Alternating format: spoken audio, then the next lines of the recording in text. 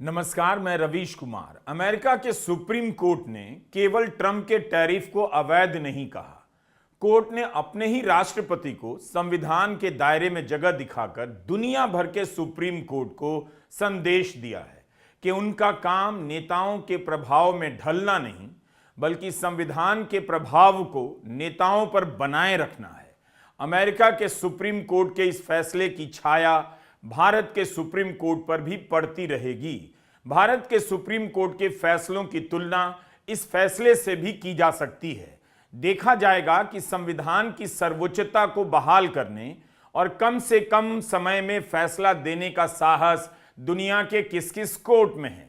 हम इस वीडियो में इस पर बात तो करेंगे ही कि ट्रंप के पास विकल्प क्या हैं, ट्रेड डील का भविष्य क्या होगा, नील कत्याल के बारे में भी बात करेंगे कि कैसे प्रवासी भारतीय परिवार के नील अमेरिका के छोटे व्यापारियों की तरफ से सुप्रीम कोर्ट में अपने ही राष्ट्रपति के खिलाफ मुकदमा लड़ते हैं, तब जब वे इमिग्रेंट को निकालने की धमकी दिन रात देते रहते हैं। नील कत्याल की कहानी अमेरिका की न्याय व्यवस्था के बारे में आपकी समझ को विस्तृत करेगी, लेकिन आपको यह वीडियो पूरा देखना होगा। अमेरिका के सुप्रीम कोर्ट का भारत पर क्या असर पड़ेगा, इसकी बात तो होगी ही। शुरुआत के लिए मेरे लिए ज्यादा बड़ा मसला है कि अमेरिका के सुप्रीम कोर्ट ने दुनिया के सबसे ताकतवर और उत्पाती व्यक्ति को जगह दिखाकर अमेरिका और दुनिया भर में नेताओं के आगे झुकती जा रही न्याय की व्यवस्था को भी झटका दिया है। याद दिलाया है कि झुकना नहीं है, खड़े रहना है। भारत में ही नोटबंदी से लेकर इलेक्टोरल बॉन्ड के मामले में कई साल तक सुनवाई चलती रही। महाराष्ट्र में 2 दलों का विभाजन हो गया, दल बदल हो गया, लेकिन उसका फैसला भी कई साल तक नहीं आया, जिससे संदेश गया कि फैसले में देरी का लाभ आनुपातिक रूप से बीजेपी को ही मिल रहा है। अमेरिका में ट्रंप की ताकत के आगे भले सब कुछ नष्ट होता दिखने लगा था, वहां के सुप्रीम कोर्ट ने 10 महीने में फैसला देकर अपनी रीढ़ की मजबूती दिखा दी। पिछले 10 साल में भारत के सुप्रीम कोर्ट का कौन सा फैसला आपको इस वक्त याद आ रहा है? एक फैसला मुझे याद आ रहा है जो इसके करीब पहुंचकर भी मीलों दूर नजर आता है। पहले जान लेते हैं अमेरिका के सुप्रीम कोर्ट ने क्या फैसला दिया। सेनेट की इमारत के ठीक सामने है अमेरिका का सुप्रीम कोर्ट। इसके 9 जजों ने टैरिफ मामले की सुनवाई की। 6 जजों ने इस बात के समर्थन में फैसला दिया कि 1977 के IEEPA international emergency economic powers act का इस्तेमाल कर ट्रंप टैरिफ नहीं लगा सकते हैं। बिना कांग्रेस की मंजूरी के टैरिफ लगाना अवैध है। इस एक फैसले से राष्ट्रपति ट्रंप की अमेरिका और दुनिया भर में टैरिफ के बहाने चल रही दादागिरी खत्म हो गई है। सुप्रीम कोर्ट का यह फैसला अपने ही राष्ट्रपति को अपने देश और दुनिया भर में जगह दिखाता है। एक ऐसा फैसला जिसका ग्लोबल इंपैक्ट भी उतना ही बड़ा है जितना नेशनल इंपैक्ट। मतलब वहां के कोर्ट ने इसकी चिंता नहीं की कि दुनिया में उनके राष्ट्रपति या देश की क्या छवि रह जाएगी, बल्कि इसकी चिंता की कि यह जो राष्ट्रपति हैं वह संविधान के बनाए दायरों का, मर्यादाओं का इस्तेमाल पालन करते हैं या नहीं। अब हम इस फैसले की तुलना भारत के सुप्रीम कोर्ट के उस एक फैसले से करेंगे। 2024 में लोकसभा चुनाव से पहले भारत के सुप्रीम कोर्ट ने इलेक्टोरल बॉन्ड के मामले में फैसला दिया, अवैध कहा। यह अवैध कानून मोदी सरकार ने बनाया और इसके तहत हजारों करोड़ रुपए बीजेपी को मिले। इस मामले की तुलना अमेरिका के सुप्रीम कोर्ट के टैरिफ को अवैध और निरस्त करने के फैसले से आप कीजिए। अमेरिका के सुप्रीम कोर्ट ने 10 महीने में फैसला दिया। इलेक्टोरल बॉन्ड के मामले में भारत के सुप्रीम कोर्ट को 7 साल लगे। एडीआर ने सितंबर 2017 में इलेक्टोरल बॉन्ड के खिलाफ याचिका दायर की। यहां तक कि जब देरी हुई तो याचिकाकर्ताओं ने मांग की कि 2019 के लोकसभा चुनाव से पहले कम से कम बॉन्ड पर रोक तो लगा दें, लेकिन रोक नहीं लगी। 2021 में सुप्रीम कोर्ट ने कहा रोक नहीं लगेगी। 2017 की याचिका सुनवाई शुरू होती है अक्टूबर 2023 में, फैसला आता है फरवरी 2024 में। इलेक्टोरल बॉन्ड को असंवैधानिक ठहराए जाने के बाद भी इस मामले की जांच नहीं हुई कि बीजेपी को हजारों करोड़ का चंदा देने के बदले कंपनियों को क्या क्या लाभ मिला, जबकि कांग्रेस ने इसकी मांग की कि सुप्रीम कोर्ट की निगरानी में जांच हो। कॉमन कॉज और centre for public interest litigation की तरफ से कोर्ट में इस मामले को लेकर याचिका दायर की गई है। एक तरफ अमेरिका का सुप्रीम कोर्ट 10 महीने में अवैध ठहराता है, वहां यह बहस चल रही है टैरिफ लौटाना पड़ सकता है। हालांकि फैसले में ऐसा स्पष्ट आदेश तो नहीं है, मगर असहमति जाहिर करने वाले एक जज ने लिखा है रद्द करने के बाद टैरिफ का पैसा लौटाना पड़ सकता है। भारत का सुप्रीम कोर्ट 7 साल में इलेक्टोरल बॉन्ड को अवैध ठहराता है, लेकिन अवैध बॉन्ड के जरिए लिए गए चंदे को वापस देने की बात ही नहीं होती। अब हम आते हैं अपने वीडियो के दूसरे हिस्से में, अमेरिका के सुप्रीम कोर्ट के फैसले और ट्रंप पर पड़ने वाले असर पर। सबसे पहले इन साहब ने टैरिफ के नाम पर जो हुड़दंग मचा रखी थी उस पर अब रोक लग गई है। ट्रंप के लिए टैरिफ का मतलब यह नहीं था कि अगर कोई देश व्यापार में गलत तरीका अपनाकर अमेरिका को चूना लगा रहा है या उसके साथ व्यापार घाटा बहुत ज्यादा हो गया है तो उसके खिलाफ राष्ट्रपति टैरिफ लगाएंगे, बल्कि टैरिफ ट्रंप के लिए दादागिरी जमाने का हथियार बन गया था। किसी सुबह भारत पर रूस से तेल खरीदने के लिए 25% टैरिफ लगा रहे थे, तो कभी चीन से डील करने पर कनाडा के खिलाफ 100% टैरिफ लगाने की धमकी देते थे, तो कभी ग्रीनलैंड अमेरिका के हवाले नहीं करने पर यूरोप के खिलाफ टैरिफ लगाने की बातें करने लग जाते थे। अमेरिका के संविधान के जिस प्रावधान के दम पर ट्रंप यह सब कर रहे थे, सुप्रीम कोर्ट ने वह प्रावधान राष्ट्रपति ट्रंप के हाथ से छीन लिया और अपने ही देश में नहीं दुनिया भर को बताया कि यह आदमी संविधान के एक प्रावधान का अवैध इस्तेमाल कर रहा था। इसलिए यह फैसला अपने आप में महान है। हर देश के नागरिक को अफसोस करना चाहिए कि उसके यहाँ की अदालतें कब ऐसा महान फैसला दिया करेंगी। I can embargo. I can do anything I want, but I can't charge $1. Because that's not what it says. And that's not the way it even reads. I can do anything I want to do to them, but I can't charge any money. So I'm allowed to destroy the country, but I can't charge them a little fee. It's incorrect. Their decision's incorrect. But it doesn't matter because we have very powerful alternatives that have been approved by this decision. You know, they've been approved by the decision for those that thought they had us. उम्मीद है आप ravishkumar.official ध्यान से देख रहे हैं। Like करते रहिए, ज्वाइन के बारे में भी जल्दी सोचिए और सब्सक्राइब कीजिए। ट्रंप हैं, वे इस तरह से दिखाएंगे ही कि सुप्रीम कोर्ट के फैसले से शर्मिंदा नहीं है, ना उन पर असर पड़ने वाला है। लेकिन फिलहाल सुप्रीम कोर्ट ने उनके टैरिफ को खत्म कर दिया है, मगर ऐसा नहीं कि ट्रंप के पास अब कोई नया विकल्प नहीं। कोर्ट ने यही माना है कि जिन तरीकों का उन्होंने इस्तेमाल किया वे ठीक नहीं थे, लेकिन ट्रंप चाहें तो दूसरे तरीकों का इस्तेमाल कर सकते हैं। समस्या यह है कि ट्रंप उन विकल्पों को पहले की तरह एक झटके में रातों रात या कभी भी लागू नहीं कर सकते। सबसे पहले यह ध्यान में रखना है, अदालत ने 1977 के IEEPA कानून के द्वारा टैरिफ लगाने को अवैध ठहराया है। जस्टिस रॉबर्ट्स ने अपने फैसले में लिखा है कि IEEPA कानून में टैरिफ और ड्यूटीज का कोई जिक्र नहीं है। सरकार ऐसे किसी कानून का हवाला नहीं दे पाई जिसके आधार पर कांग्रेस ने टैक्सेशन को अनुमति दी हो। आज तक किसी राष्ट्रपति ने इस कानून का इस्तेमाल अपने आप को इतनी शक्तियां देने के लिए नहीं किया। विदेश और आर्थिक मामलों में हमारी एक्सपर्टीज नहीं है। हम संविधान के तहत दी गई शक्तियों के आधार पर बस इतना कह रहे हैं कि IEEPA के तहत राष्ट्रपति के पास टैरिफ लगाने की शक्ति नहीं। फैसले में लिखा है कि इस कानून के एक सेक्शन में आए 2 शब्दों का इस्तेमाल ट्रंप ने किया, रेगुलेट और इंपोर्टेशन। इन दोनों शब्दों के आधार पर ट्रंप अपने आप को कभी भी कितना भी टैरिफ लगाने की शक्ति दे रहे थे, लेकिन इन दोनों शब्दों के बीच में 16 और भी शब्द आते हैं। सिर्फ रेगुलेट और इंपोर्टेशन, इन 2 शब्दों में इतनी शक्ति नहीं कि ट्रंप उसका हवाला दे सकें। तो अब ट्रंप के पास रास्ता क्या है? ट्रेड एक्ट ऑफ 1974 का सेक्शन 122 और सेक्शन 301। एक और है smooth Hawley tariff act of 1930 का सेक्शन 338। सेक्शन 338 का इस्तेमाल आज तक किसी राष्ट्रपति ने नहीं किया, लेकिन सेक्शन 122 और 301 के विकल्प को ट्रंप ने चुन लिया है। भारत में आप यह सब क्यों जानना चाहेंगे कि ट्रंप के पास क्या अधिकार हैं? उनके सेक्शन क्या है। इसलिए क्योंकि पता चलता है कि अमेरिका का राष्ट्रपति कम से कम व्यापार के मामले में हर देश के साथ मनमानी नहीं कर सकता, उसकी जवाबदेही है, प्रक्रिया है।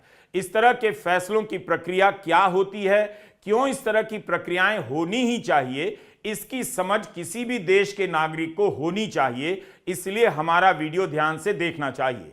ट्रेड एक्ट ऑफ 1974 का सेक्शन 122 के तहत ट्रंप 150 दिनों तक के लिए किसी भी देश पर अस्थायी तौर पर अधिक से अधिक 15% टैरिफ लगा सकते हैं, तब जब उस देश के साथ व्यापारिक घाटा बहुत हो। लेकिन इस फैसले को कांग्रेस से मंजूरी लेनी पड़ेगी। इसमें उन्हें दिक्कत शायद ना हो, लेकिन ध्यान रहे इसे भी कोर्ट में चुनौती दी जा सकती है। कोर्ट इस फैसले को पलट सकता है। अगर ट्रंप ट्रेड एक्ट ऑफ 1974 का सेक्शन 301 इस्तेमाल करेंगे तो उसकी बहुत लंबी चौड़ी प्रक्रिया है। 150 दिनों का नोटिस पीरियड होता है। जिस देश के खिलाफ अनफेयर ट्रेड प्रैक्टिस का आरोप लगाएंगे उसके खिलाफ जांच करनी होगी, उसकी रिपोर्ट सार्वजनिक करनी होगी, उसके बाद ही टैरिफ लगा सकते हैं। 5 महीने तक ट्रंप को टैरिफ लगाने के लिए इंतजार करना होगा, लेकिन उनके लिए टैरिफ तो इंस्टेंट है। सुबह धमकी दी, दोपहर में लगा दी। 5 महीने का इंतजार ट्रंप नहीं कर पाएंगे। अमेरिका के ट्रेजरी सेक्रेटरी स्कॉट बेसेंट ने कहा है कि सुप्रीम कोर्ट ने टैरिफ के खिलाफ फैसला नहीं दिया, सिर्फ यही कहा IEEPA का इस्तेमाल नहीं कर सकते। राष्ट्रपति के पास और भी विकल्प हैं। हम सेक्शन 232, 301 और 122 का इस्तेमाल कर रहे हैं ताकि टैरिफ बरकरार रहे। ट्रंप ने भी कहा सेक्शन 122 का इस्तेमाल कर मौजूदा टैरिफ पर 10% टैरिफ लगा देंगे, लेकिन 122 के तहत अधिकतम 15% का टैरिफ ही लगाया जा सकता है। इसलिए इस दावे में दम नहीं लगता कि ट्रंप 90 या 70% टैरिफ को बरकरार रख पाएंगे। As Justice Kavanaugh, whose stock has gone so up, you have to see, I'm so proud of him, wrote in his dissent, although I firmly disagree with the court's holding today, the decision might not substantially constrain a president's ability to order tariffs going forward. That's because numerous other federal statutes, which is so true, authorize the president to impose tariffs and might justify most, if not all, of the tariffs issued in this case. Even more tariffs, actually. Those statutes include, think of that, those statutes include, for example, the Trade Expansion Act of 1962, Section 232. All of these things I know so well. The Trade Act of 1974, Sections 122, 201, 301. And the Tariff Act of 1930, Section 338, all clear. But it's a little bit longer process. I thought I'd make things simple, but they didn't let us do that. कुल मिलाकर tariff लगाकर Trump जो मजा ले रहे थे वह फिलहाल चला गया। उनके पास एक ही रास्ता है, फिर से कानूनी प्रावधानों के साथ फुटबॉल खेलें, उनकी धज्जियां उड़ाएं, लेकिन अब वो मजा रहेगा नहीं कि फोन पर ही टैरिफ की धमकी दे दी। फैसला आने के एक दिन पहले तक वे भारत और पाकिस्तान पर 200% टैरिफ लगाने की शेखी बघार रहे थे।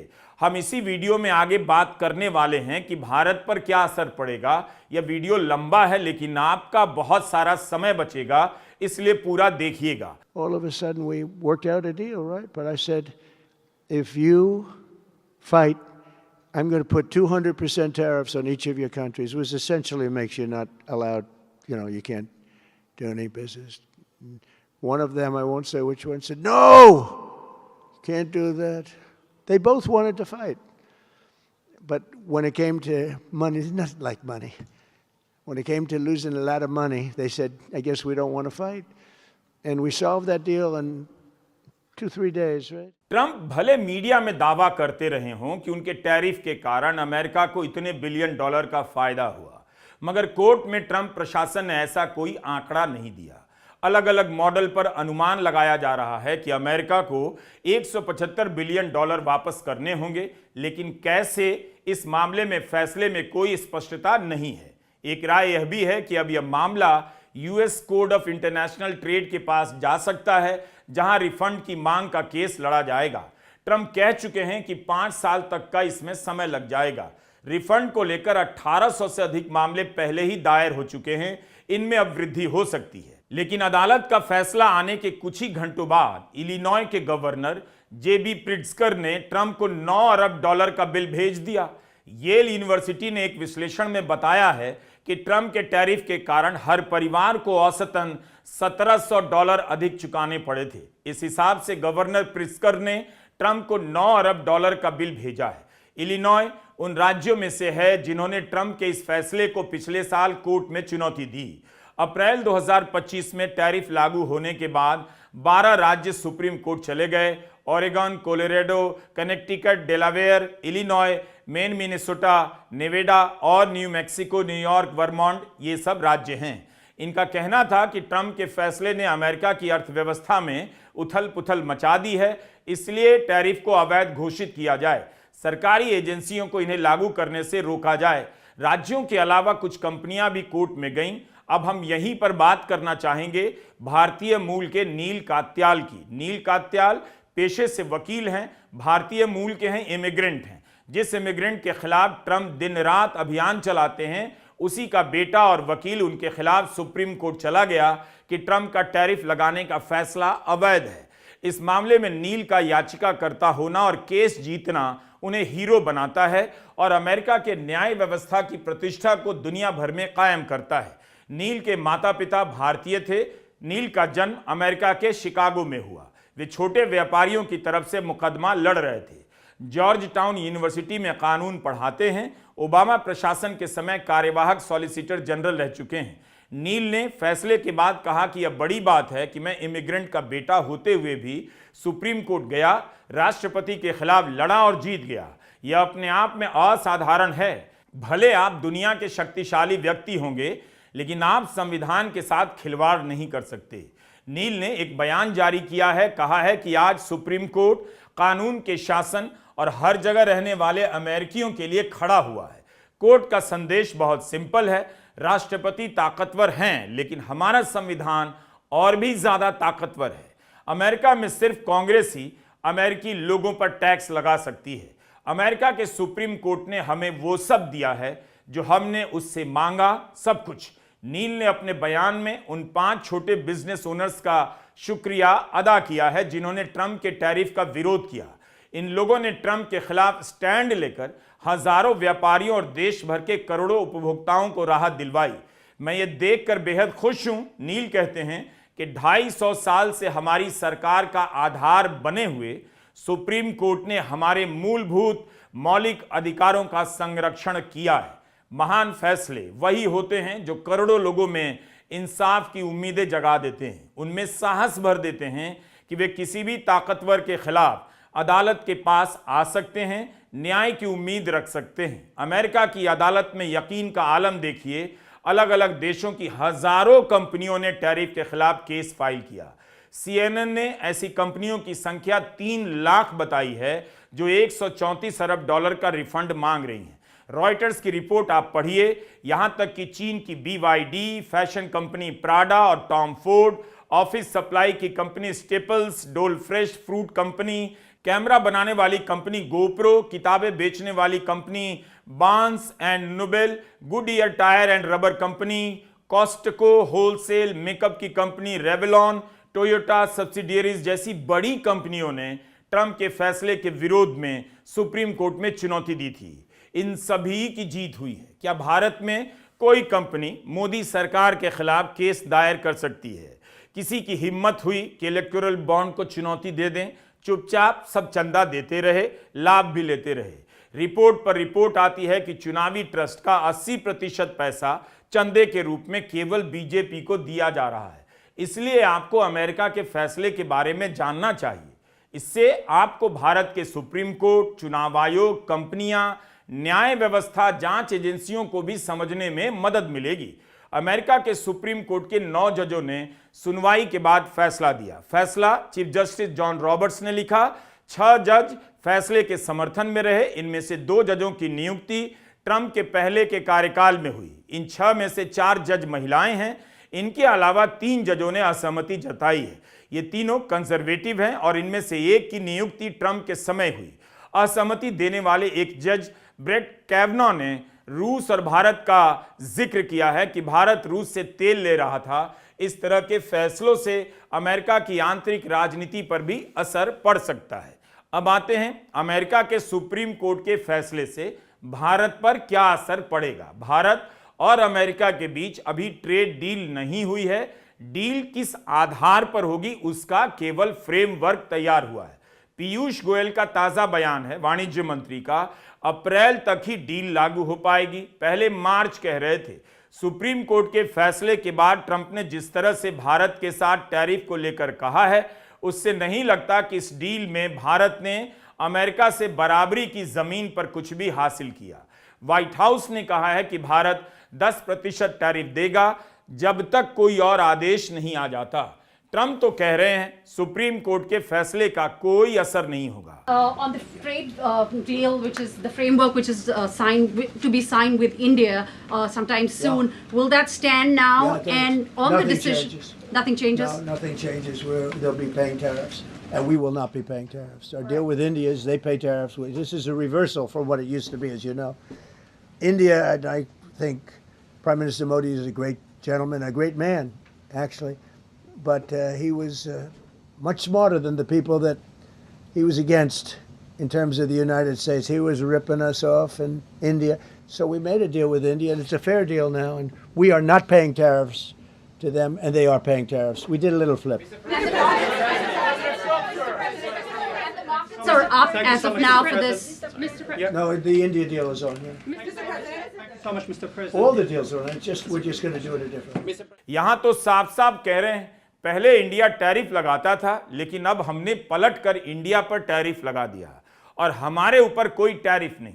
कांग्रेस के प्रवक्ता पवन खेड़ा ने कहा है कि अगर प्रधानमंत्री मोदी 18 दिन और इंतजार करते, दबाव में और जल्दबाजी में डील नहीं करते, तो इस एकतरफा डील को साइन नहीं करना पड़ता। जल्दी का काम शैतान का होता है। 2 फरवरी की देर रात को प्रधानमंत्री ने वॉशिंगटन फोन क्यों किया? भारत ने अपनी उस रणनीति को क्यों छोड़ा कि वो सुप्रीम कोर्ट के फैसले का इंतजार करेगा? क्या यह जनरल नरवणे के खुलासे के कारण हुआ या एप्स्टीन फाइल्स या अदानी मामले के कारण? राहुल गांधी ने ट्वीट किया है कि प्रधानमंत्री मोदी ने समझौता कर लिया। उन्होंने जो धोखा दिया वो अब सबके सामने है। प्रधानमंत्री मोदी कोई मोल भाव नहीं कर सकते, उन्होंने फिर से सरेंडर कर दिया है। अगर ट्रंप सरेआम कहते चलें कि भारत टैरिफ देगा, अमेरिका नहीं, तो विपक्ष यही कहेगा प्रधानमंत्री मोदी ने समझौता किया, झुक गए। भारत की तरफ से तुरंत कोई आधिकारिक प्रतिक्रिया नहीं आई और ऐसे में जब फैसला आया हो, वहां की सरकार क्या कदम उठाती है, अलग अलग राय आ रही हो, जाहिर है कोई भी सरकार प्रतिक्रिया देने में समय लगाएगी। ट्रंप का कहना है कि टैरिफ में कोई चेंज नहीं होगा, सभी देशों पर 10% टैरिफ लगा देंगे। तो क्या यह भारत के लिए अच्छी खबर है? भारत और अमेरिका की डील के फ्रेमवर्क के आधार पर कहा जा रहा था कि अमेरिका अब भारत पर 18 से 25% ही टैरिफ लगाएगा और भारत अमेरिका के सामानों पर 0 टैरिफ। इस हिसाब से 10% का ब्लैंकेट टैरिफ सुनकर लगेगा कि भारत को फायदा हो रहा है, लेकिन कांग्रेस के मीडिया प्रभारी पवन खेड़ा का कहना है कि 10% के टैरिफ से भारत को अपने कॉम्पिटिटर से 1-2% का फायदा मिल रहा था, वह चला गया है, क्योंकि भारत की प्रतियोगिता जिन देशों से है उन्होंने अमेरिका से आने वाले सामानों पर 0 टैरिफ नहीं किया। इन देशों ने रूस से सस्ता तेल खरीदने के मामले में सरेंडर नहीं किया। इन देशों ने वादा नहीं किया कि 5 साल में अमेरिका से $500 बिलियन का आयात करेंगे। पवन खेड़ा का कहना है कितना भी हेडलाइन मैनेजमेंट कर ली जाए, प्रधानमंत्री ने डील में जो सरेंडर किया है उसे छुपा नहीं सकते। तो कुल मिलाकर ट्रंप के हाथ से वह चाबुक ले ली गई है जिससे वे दुनिया को हाँक रहे थे। मजबूत राष्ट्रपति एक झटके में फिलहाल दयनीय राष्ट्रपति नजर आने लगे हैं। अब ट्रंप भी कहने लगे हैं उनके पास टैरिफ लगाए रखने के दूसरे रास्ते हैं, मगर उनमें समय लगेगा। अमेरिका के सुप्रीम कोर्ट ने अमेरिका और दुनिया भर में जो भरोसा हासिल किया है, उस भरोसे में सबकी हिस्सेदारी है। भारत से बहुत लोग अमेरिका जाकर बसे हैं, उनकी भी है। बहुत से लोग अब भी वहां बसना चाहते हैं, उनकी भी है। उनके लिए यह राहत की खबर है कि वहां की अदालत इंसाफ करने में राष्ट्रपति के सामने झुकती नहीं और फर्जी राष्ट्रवाद के नाम पर इंसाफ का गला घोंटती नहीं। वैसे मान लिया गया था कि ट्रंप के आते ही अदालतें खत्म हो गई हैं, लेकिन अमेरिका में एक चीज तो है, वहां अब भी लोग लड़ रहे हैं। अलग अलग सरकारें फेडरल सरकार से लड़ रही हैं। लड़ना और लड़ते रहना ही लोकतंत्र की संजीवनी है। कोई बात नहीं, अगर आपको भारत में ईडी से डर लगता है, ईडी के डर से नहीं बोल पा रहे हैं, तो अमेरिका के सुप्रीम कोर्ट के साहस की बात करने लग जाइए, आपको थोड़ा अच्छा लगेगा। कई बार आप आइसक्रीम नहीं खाते हैं, नहीं खा सकते हैं, मगर आइसक्रीम खाने की कल्पना भी आपका मूड ठीक कर देती है। इसीलिए आप हमारा वीडियो देखते हैं और टाइमलाइन या होम पेज पर हमारा वीडियो दिखाई ना दे तब भी खोज कर देखते हैं। जिस देश में खबरें गायब की जाने लगें, उस देश में हर नागरिक को खबरों की खोज में लग जाना चाहिए। ravishkumar.official खोज कर नए वीडियो देखना चाहिए। नमस्कार, मैं रवीश कुमार।